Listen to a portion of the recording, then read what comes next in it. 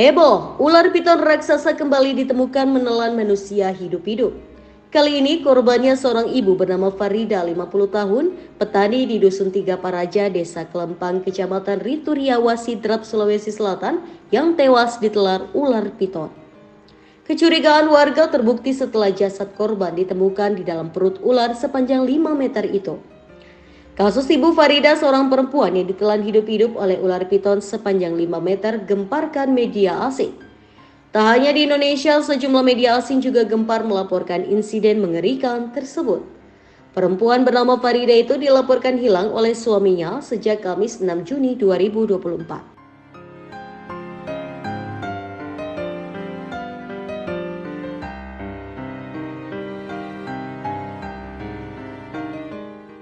Ketika itu Farida turun dari perkebunan Boto Sumerang pada Kamis 6 Juni 2024 sekitar pukul 9.00 waktu Indonesia Barat. Korban pergi untuk menjual hasil panennya berupa cabai dan kakao. Selain itu ia juga mengganti tabung kosong.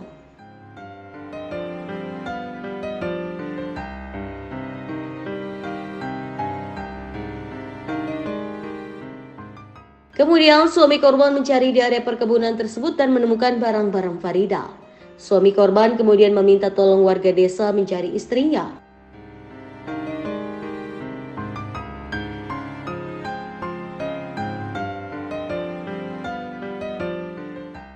Kepala Desa Kalempang Suardi Rosi mengatakan ada warga yang juga pekerja kebun menemukan barang-barang milik korban saat hendak turun ke desa.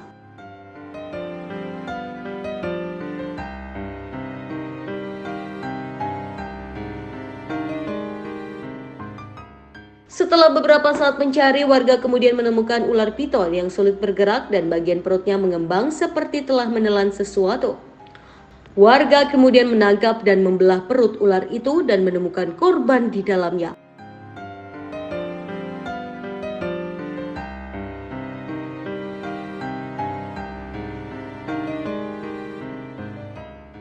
Setelah korban dikeluarkan dalam tubuh piton, jenazah korban kemudian diantar ke rumah duka di Pangkajeneng, Kabupaten Sidrap untuk langsung dimakamkan.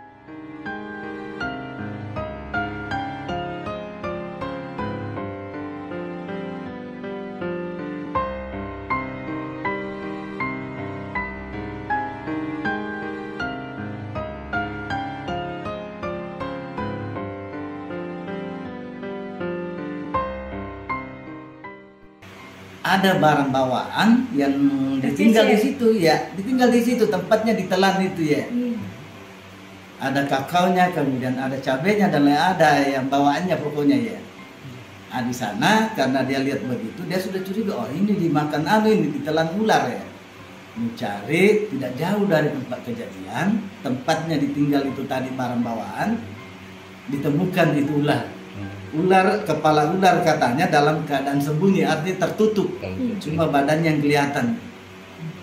Nah, biasanya memang ular kan kalau dia lagi makan itu tidak bisa goyang bagaimana ya, karena mungkin kekenyangan ya, tidak bisa gerak.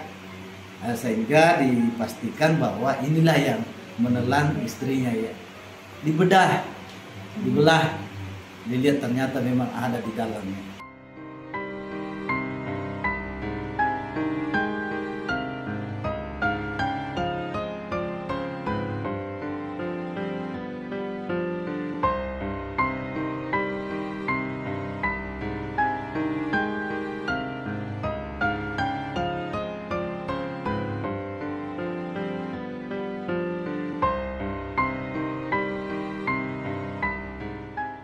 Perbatasan hutan lindung.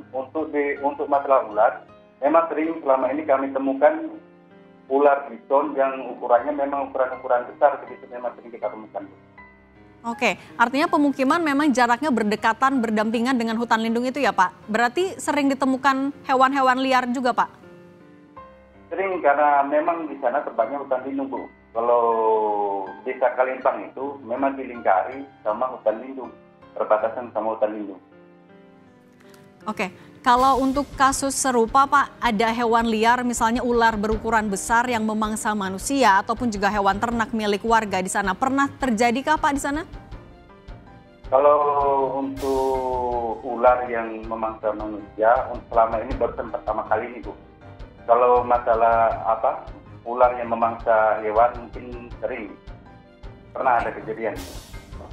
Oke, kalau memang sering Pak, apa yang biasanya dilakukan warga untuk mengantisipasi juga? Kan di sana katanya berdekatan dengan hutan, kemudian memang kerap ditemukan hewan liar seperti ular. Apa yang biasanya dilakukan warga untuk mengamankan perumahannya?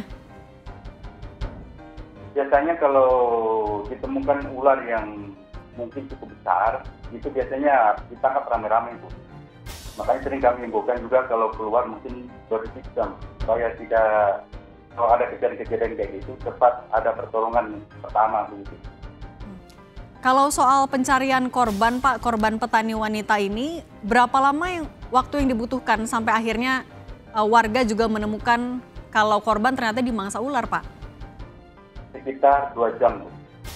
Sekitar 2 jam. Apa yang menjadi alasan kenapa warga tiba-tiba curiga korban dimangsa oleh ular Pak?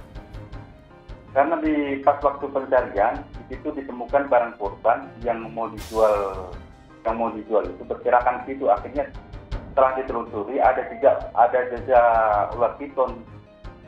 Ternyata setelah ditelusuri di situ ada ular piton yang dicurigai memakan korban tersebut, Ibu. Oke, setelah kasus ini Pak, apakah akan ada langkah pengamanan yang lebih ketat atau misalnya dipasang adanya pelindung tertentu untuk mengantisipasi kejadian serupa juga Pak? Untuk mengantisipasi supaya tidak terjadi adanya kejadian yang serupa, kami menghimbau sama masyarakat supaya kalau jalan di hutan minimal itu bersistem. Selain bersistem, minimal juga membawa parang.